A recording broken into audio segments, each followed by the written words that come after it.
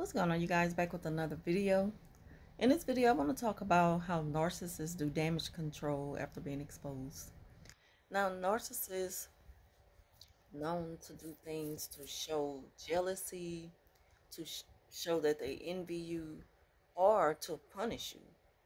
And a lot of times, they get away with it. But very seldom, they get exposed. And sometimes, they tell on themselves and people see it, and so they can't deny it.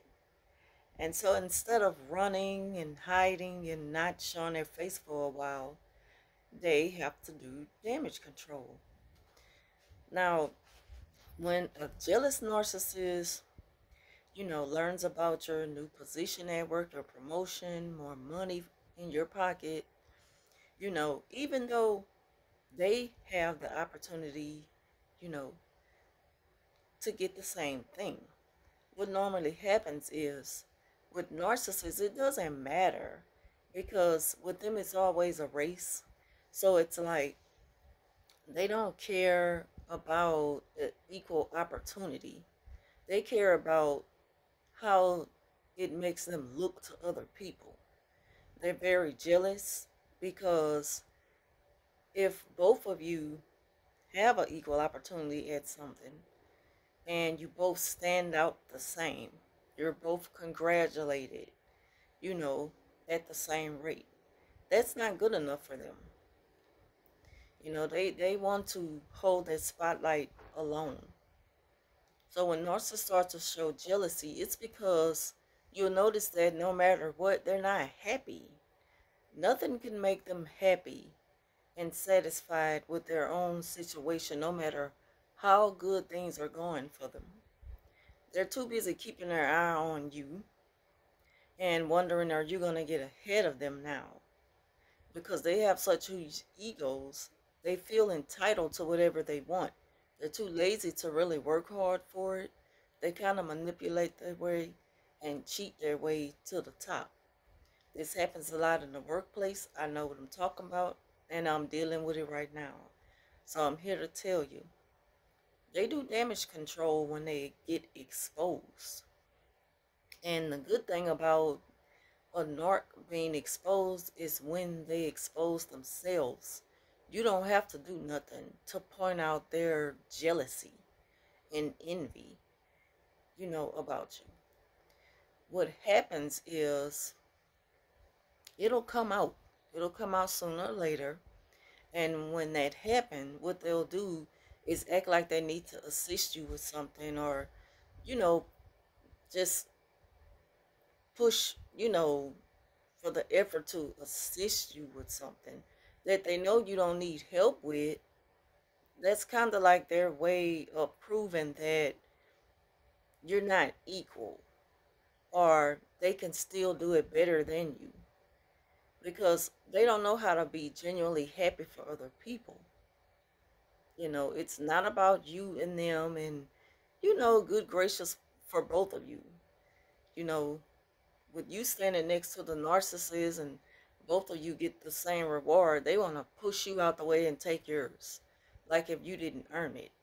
They have such a nasty attitudes, and it shows. It shows in their expressions. They're always looking angry, no matter how good things are going for them. They should be happy now and just content and at peace.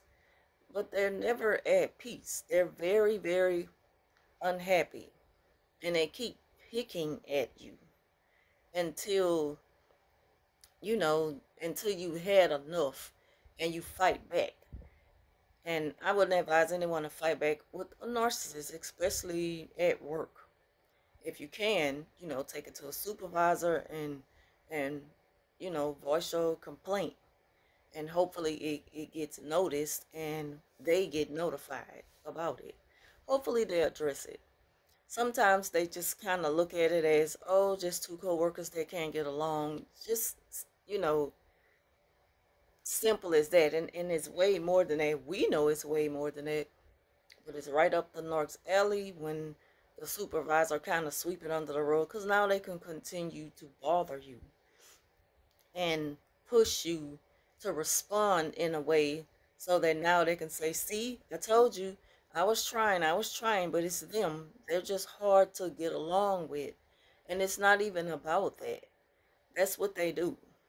You know, they pull you out of character in hopes to get people to smear you and see you in a bad light. That's what they try to do.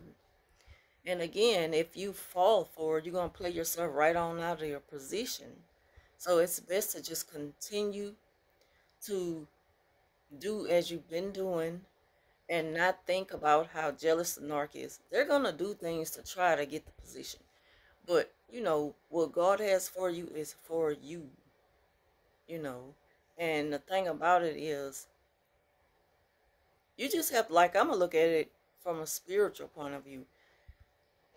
You know, if God is for you, who could be against you? They can be against you all they want. They could fight in the flesh all they want. And you just continue to be still about it. It's so much of it that you could defend yourself about when you are asked about it. Then you defend yourself. But to just constantly try to prove and try to prove, it's giving the narcissist more power. And then at the same time, you're wearing yourself out and wasting your time. Because their minds are already made up, and the higher-ups' minds are already made up. They may not necessarily be on the narcissist side when it comes to this type of stuff that happens, you know, whether it's in the workplace or in families or friendships or within just any social circle. But the thing about it is, they're not going to think of it as we would. So don't waste your time fighting a narcissist for what you know is right and you know that they're doing something wrong. It's just hard to prove. It's hard to prove, and sometimes it's not. But the best way to prove it is to just be silent. Be silent and don't fight back, because they're going to continue to push, and sooner or later they're going to get caught. The moment they get caught, they're going to try to do damage control. Sorry it took me so long to get to that part. The damage control is pretending like they want to assist you with something. They want to give you a helping hand. Oh, now they want to work with you. You know, now they want to, you know, show that they can be friendly and create a more positive environment with you. Now they want to do this because they've gotten caught. So what you do is let them do it, because you've always been that way. There's nothing fake about you. And again, you don't have to prove that they're only doing damage control, because sooner or later they're going to fall out of that, because it sickens them. Your niceness, the way you care about people, the way people love you or admire you, the way people compliment you, your work. Sometimes you don't have to say a word. Your work alone stands out for itself. And the narc can't hold a candle to that. You know, often imitated, but never duplicated. They cannot be you, and they know they can't. That's what makes them mad. That's why they mad now and trying to take your spot. You know, because they, you know, they hate to see you being loved or just happy. They hate to see you happy. People love narcissists. People who genuinely have love for the narcissist. You know, the narc's family, they love them. But that's not enough for the narc. It's like they need their needs to be met at all times. And it's all about gimme, gimme, gimme. And no, I don't have to work for it. Why do I have to work for it? Why can't I just have it and have my way? That's how they think, like children. And they're lazy. You know, they feel entitled. Can't say that enough. That's who we're dealing with narcissists. So, you know, the damage control, let them have it. Let them have at it and just work tirelessly trying to prove that they're genuine, you know, that they're doing it from the heart. Let them do it. Maybe they might change. Maybe that'll be the wake-up call that they need. You just continue to do you, and don't even like call it out. Don't call them out and be like, why were you doing all that? Why were you trying to take my spot? We have the same spot. Why are you trying to get them to take mine away? Oh, because you have a little bit more than me. So let me tell y'all this here right quick. What's happening to me now, you know, because I'm not going to make this video too long. So I told y'all that I got a promotion, got more money. I even got my own site. I was not expecting this to happen. It happened so fast back in October. And I was getting to the point where I was giving up and I was just about to throw in a towel. I told y'all what had been going on with me at work, and I was just ready to quit. I felt beaten and almost defeated. But I said, before I walk out that door, they're going to hear me. They're going to finally hear my voice. They're going to know I could talk and I could speak very well. And I was going to let them know that it's wrong that I've been working this position for 4 years without the pay. And it's wrong that y'all speak to me the way you do, like if you don't have to respect me or my thoughts about it. So the thing is, right before I got ready to do that, maybe it was going to come out wrong depending on how I approach them in the way I feel in that moment. But it's like God stopped it. I went to sleep that night, woke up that next morning to a text, 3 o'clock in the morning, actually, before I even woke up, with the manager telling me not to report to that school that they had put me at, to instead come to where I had been working at before she put me there. And she said it's important. So I'm like, what the hell? So I got up for work extra early. And I made it there. The supervisor was in the office. The manager was filling out a lot of paperwork all fast, looking all mad. And the person that was at the site where I'm at now, she was just in tears. The supervisor was my first time meeting her. She's new. And she was talking to the person. And it's like the girl was just begging and explaining and begging. And that was that. And the manager was like, 1 minute. As soon as she's finished with her, you can come in and talk. And I'm looking at all the little, everybody else. And I'm like, what's going on? I don't know. So that went on for like an hour after that. And I didn't, have to really start work that early. So that's why I didn't go to that school where I had normally been working. I wasn't late, considered late, because I was super early coming there like she had asked. So once the person left out the office, they were just in tears. Like they couldn't catch their breath. And she walked out. And I went in.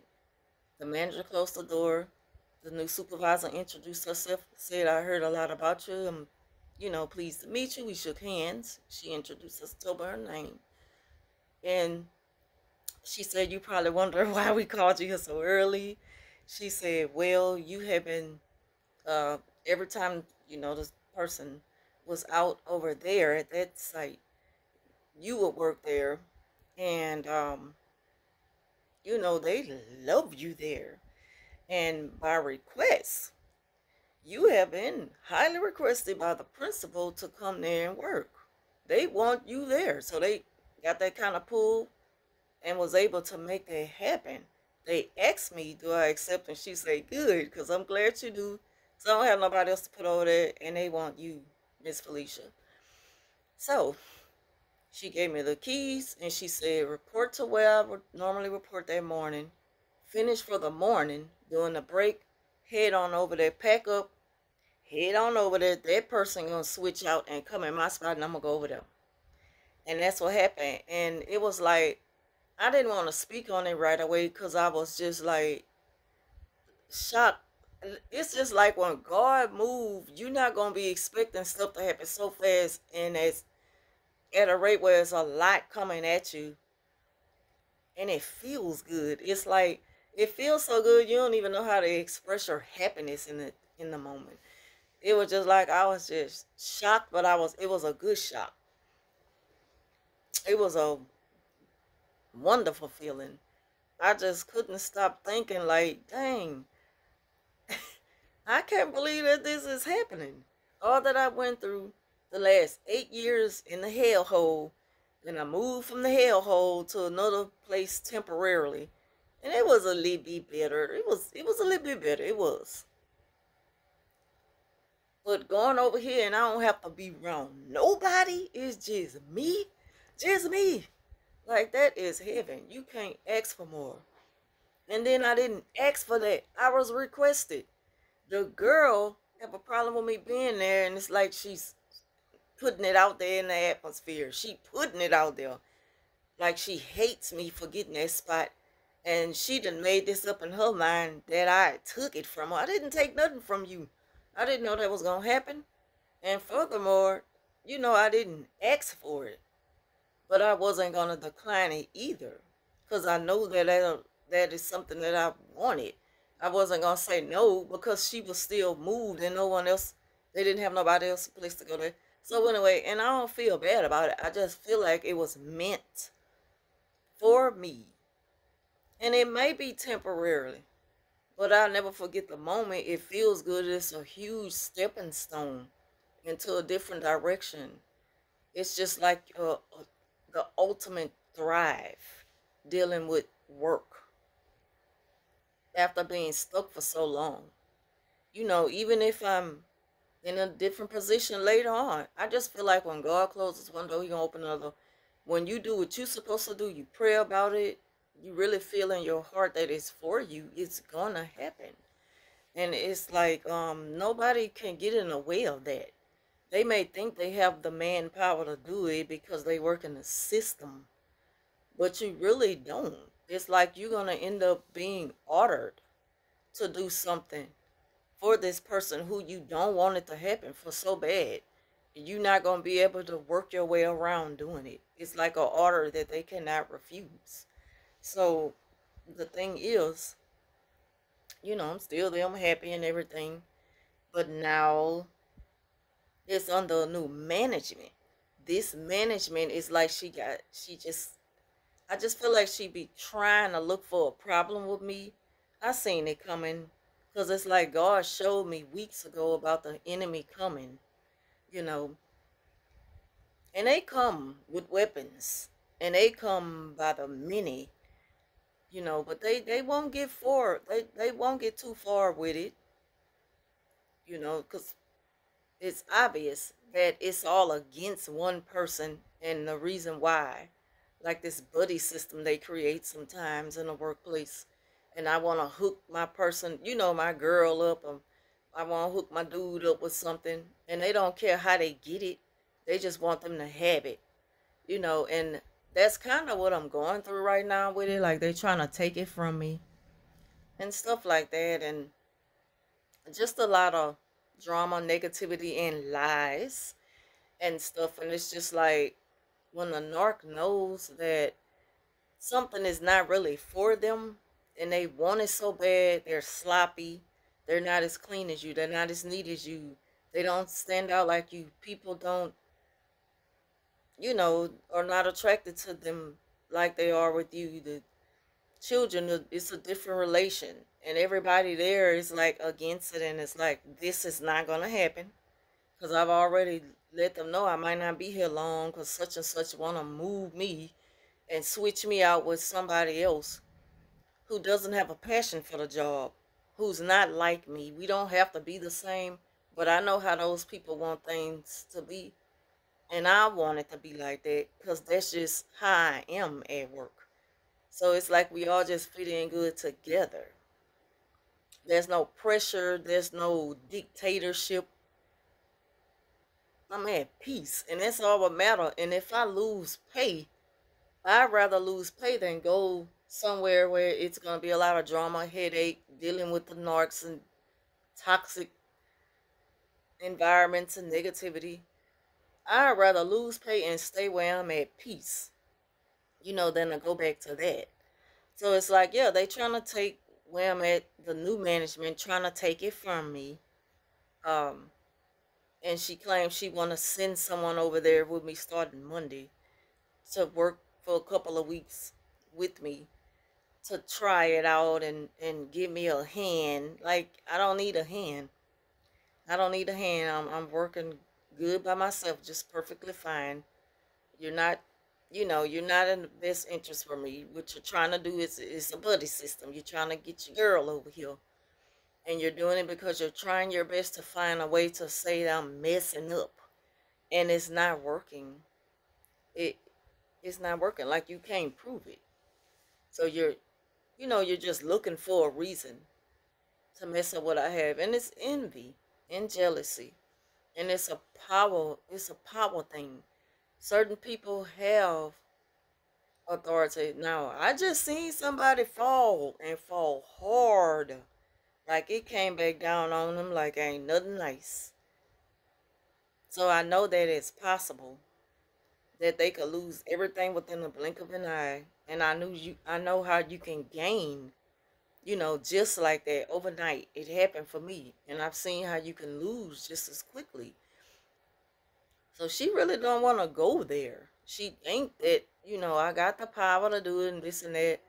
But it's not going to work out the way you think it would, because people are going to go away from you.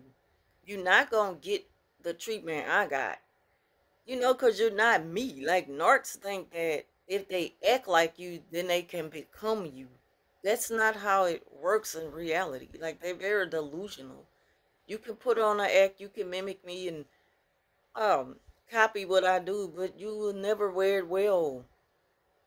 Again, often imitated, never duplicated. It won't work.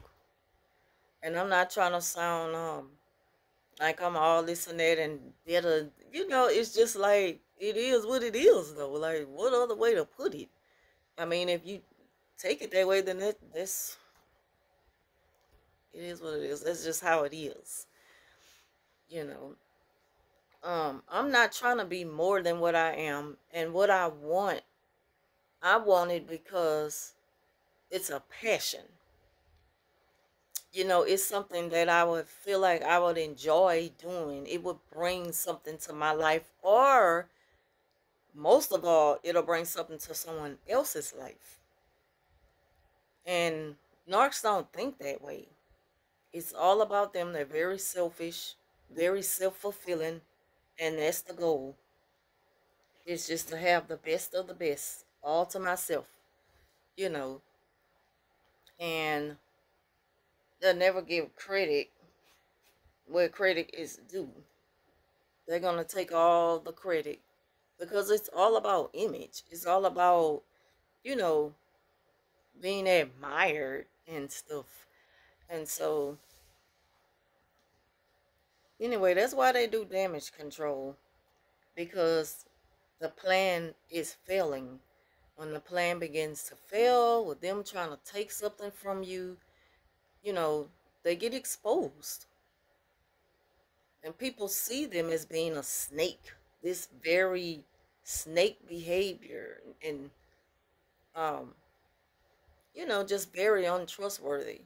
It stands out because you are constantly trying to do something that's just not of you. Like, you're fake, you know, you're fake. So fake that it's like they write, uh, they write over things and make it obvious that that's not the real name of the item. You wrote that on there. That's how fake narcs are. So that's why they may do damage control. Let them, let them. Because if they want to call themselves trying to help you, let them help you. you know, they're going to get tired of helping you because they're going to see, well, this person is not budging and I'm not getting nothing out of helping them. I'm supposed to be feeling a certain type of way by pretending like I care, and I'm not. So I'm going to go back to my old ways. And then they're going to stand out again and be exposed for who they are again. So let them wear themselves out with this fake damage control. Jealous narcissists do damage control when they get exposed. But it won't work because we know how narcissists operate, and they have a pattern of exposing their behavior. So it's just a matter of time before we start to see that it's like they can't help it. It's a habit that they cannot break. And they will not break it because they're not getting anything out of it. It's like, how is that going to benefit me to change and be a good person? Like, I'm not doing all that. I'm just going to put on this act for a little while, and I'm not going to keep doing it because this is not pleasing me, So that's that on that, and I hope I didn't go too long in explaining, within my own situation, but that's what I do, y'all that are familiar with this channel. Y'all know I'm going to talk your head off about what's going on at work. So just beware of those snakes in the grass, you know, because sooner or later somebody gonna try to take your shine, and it won't work. It won't work. I'm very positive about it. I'm not gonna fight it. I have many supervisors who are much higher over the manager saying that they're gonna fight, they're gonna stop it and stuff like that, so I don't have nothing to worry about. And I'm like, and I'm not gonna worry about it, but it's just something you can't help but to think about. How people could get so jealous of you that they want every single thing you have and they can't even handle it. You don't even want to sit still long enough to do what I do. You don't have the patience. Narcs can't be still. Constantly doing something, constantly moving. They don't get rest. They don't rest well at night. They're never at peace. They're never at ease. They smoke back to back to back to back.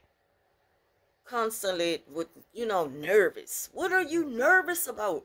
You must have done so much dirt. You constantly looking over your shoulder, thinking something gonna catch up with you finally.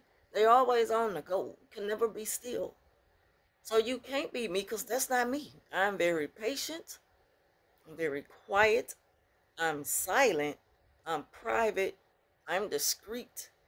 And, I'm fair. I'm about doing the right thing. I don't scheme and have backup plans and stuff like that. And I can admit to my wrongs. It's like they never do no wrong.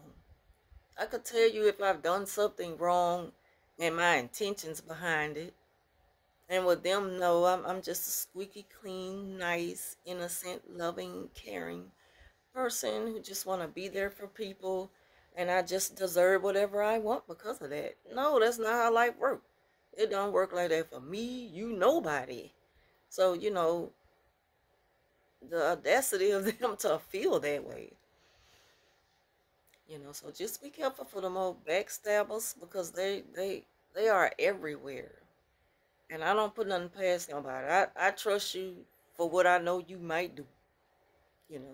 Especially somebody that I don't really know that much about. Like, why would I just trust you because you expect me to? You're not innocent. You putting on an act like you're innocent. But I hear things and I know things. And I do the necessary research, in order to cover myself. And that's what I do. This person want to come to work late and leave early. And it's just too much of it's not going to happen stacked up against her. It's too much of it. It's like, I'll go the extra mile. I don't mind coming early and staying late because I love it. I love being here. I love what I'm doing. And you, on the other hand, is just a chick. It's not just a chick for me. You holding 2 positions, one more than me, a different title, probably more money. I don't know, and I don't care, because I'm happy in my own lane where I'm at. So I ain't looking over there at you. You know how you're in your car and you're just, you're driving and your music on and you in your only world. So you don't care about what other people doing in their cars next to you. You keeping your eye focused on the road, going straight ahead, because you're at peace. And that's just how it is. And some people just don't know how to be that way. They too busy looking at you. They gonna crash. You so busy worried about me. And how does she get this? And how does she get that? And, well, why can't I have it? I want that. I want that. Jealousy. And I really and truly believe jealous people will hurt you. They will harm you. One way or the other. Money wise, your career. They can have things taken from you just by creating lies and false narratives. If they can, if it works. But just trust and believe if that happens, something better is coming along. And they're going to fail at what they're taking, the spot that, you giving up and they're taking. They're going to fail at it because of how they got it. See, I didn't scheme and fight and steal my way into where I'm at. It was given. They requested, reaching out to me. And I didn't know it was going to happen. That came out of nowhere.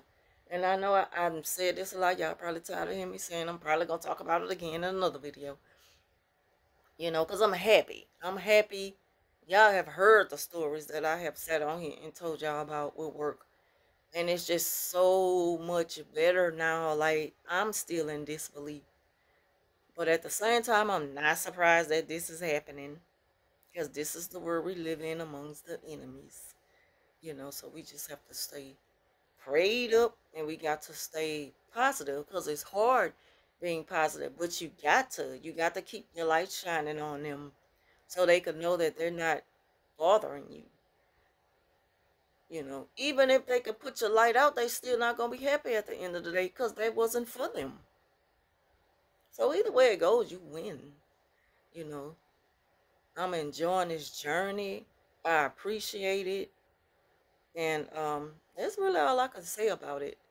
But just know that narcs, they will pretend to put on an act to help you, just to save face, just to do damage control after they have tried so hard to harm you out of jealousy and envy. Now people see that and they like, oh, dang. Let me give you a hand with that. You want me to help you? They sabotage things for you on purpose so that you can fail on purpose. But God has a greater plan. He always intercepts and fix it just like that. And they standing up there looking stupid, thought that they had it, and was finna touch down. God could move the goalposts too now, not just the narcissist. God do it better. Been doing it better. And he don't need our help. He do not need my help with this. I have learned and grown to understand God ain't never needed my help fixing nothing, dealing with the enemy. With the battles that I can't fight alone, I know he gonna take care of those people. I don't even have to put in the work. Certain things I'm gonna speak about when I'm asked to. And I'm gonna leave it at that. They're gonna go against me anyway because that's their plan. They wanna go against it. But God got the final say so. And so that's just how it works out, when the North try to do damage control. Let it be what it's going to be. And watch how you still come out on top. So that's the end of this video. Thank y'all for watching. Talk to you soon.